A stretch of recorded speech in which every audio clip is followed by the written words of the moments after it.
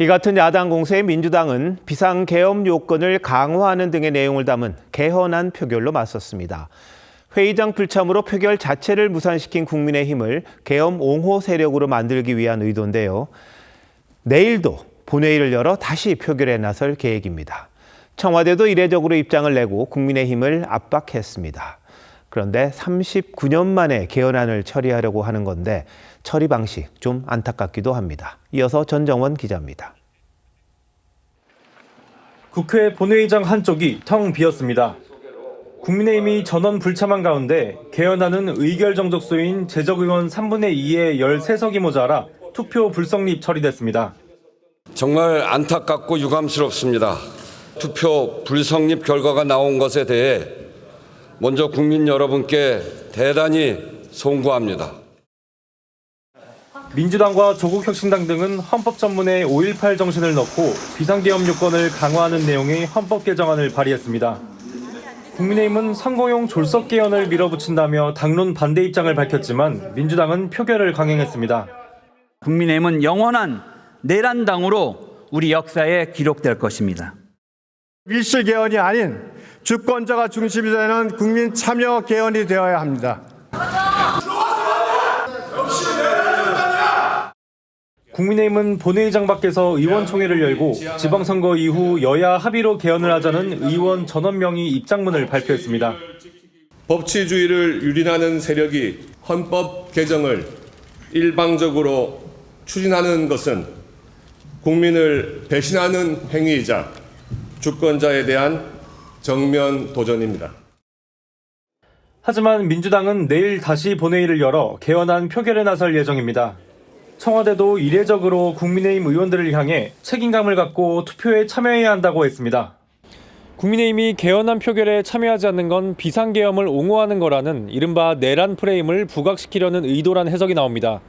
TV조선 전정원입니다.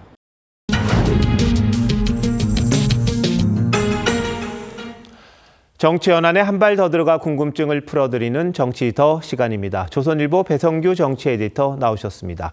자, 오늘 다룰 주제 뭡니까? 네, 개헌도 선거용입니다. 네, 개헌안이 본회의 상정됐는데 불참을 냈어요, 국민의힘이. 야당은 왜 반대를 하는 겁니까? 네, 이번 개헌안은 헌법 전문의 5.18과 부마 항쟁 정신을 명시하는 내용입니다.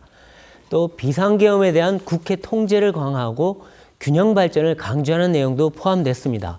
그러니까 야당도 기본 내용에 반대하는 건 아닙니다. 네. 하지만 시기와 방식이 문제라고 합니다. 지방선거를 코앞에 두고 여권이 원하는 대로 추진하는 선거용 졸속 개헌이라고 비판합니다. 이 핵심인 권력구조와 기본권 개편은 건들지도 않았고 또 여야 논의, 국민 여론 수렴, 수기 과정도 거치지 않았다고 합니다. 네. 하지만 진짜 반대하는 이유는 따로 있습니다. 비상계엄 통제 조항이 개헌의 핵심인데요. 국민의힘을 개헌과 내란 정당으로 몰고 가려는 의도다 이렇게 보고 있습니다. 또 하나는 선거 주도권인데요. 이 개헌은 모든 이슈를 빨아들이는 블랙홀이라고 합니다. 네. 그러니까 개헌을 추진하는 쪽이 주도권을 주게 됩니다. 네. 이러면 선거에 유리해지겠죠. 예. 자, 근데 민주당이 또 내일 또 표결을 시도해요. 어차피 안 되는 건 아닙니까? 왜 이럽니까?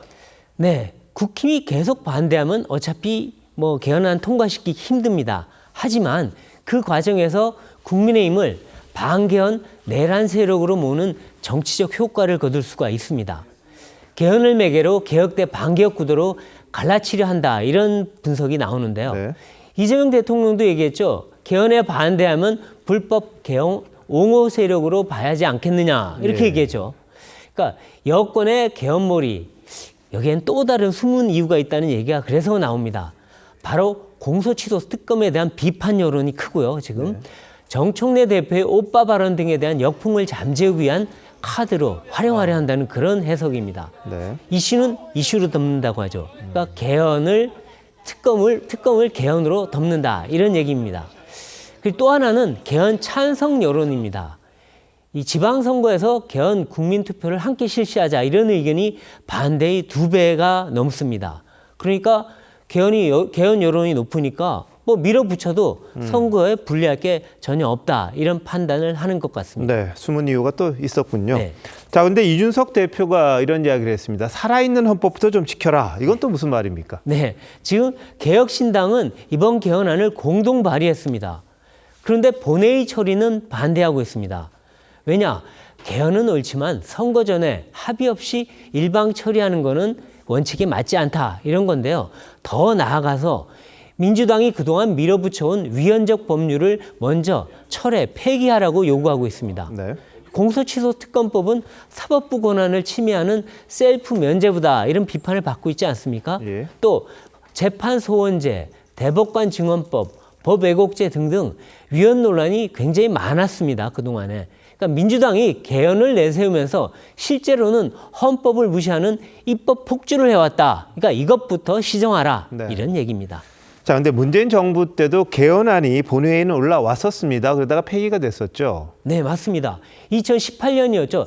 지방선거를 코앞에 둔 5월 말이었습니다. 문 전 대통령이 4년 중임제와 토지 공개념 명문화 등을 내용을 하는 개헌안을 냈습니다. 하지만 여야 합의가 없었고요. 일방적인 개헌안이었습니다. 그래서 상정을 했지만 야당이 모두 불참해서 그냥 자동 폐기돼 버렸습니다. 네.